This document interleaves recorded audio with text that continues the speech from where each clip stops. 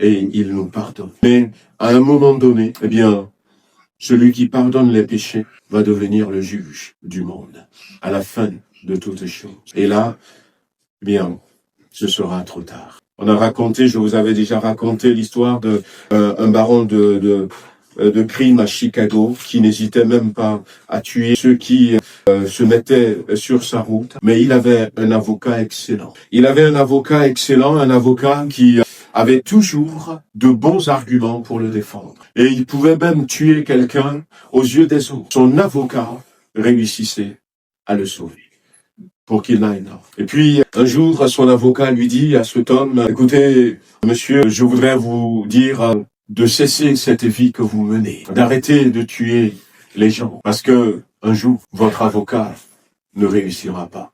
Et il lui a dit, mais tu réussis toujours. Je te paye pour ça une si grosse somme d'argent. Et je veux que tu réussisses toujours. Et puis, l'avocat lui dit, ce n'est pas parce que je réussis qu'il faut continuer dans le crime.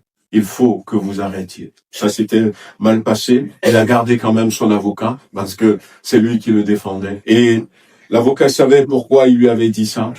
Au prochain crime, il téléphone à son avocat. Il a été même arrêté. Il téléphone à son avocat. Elle a dit, retrouve-moi au tribunal. J'ai besoin de toi. Et l'avocat lui dit, ok. Il arrive au tribunal. Il attend son avocat. L'avocat ne venait pas. L'avocat ne venait pas.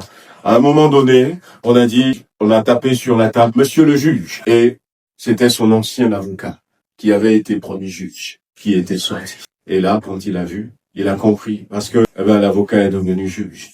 Et il a été condamné, non seulement pour ce crime qu'il avait fait, mais pour tous les crimes qu'il avait fait. Un jour, Jésus jugera le monde.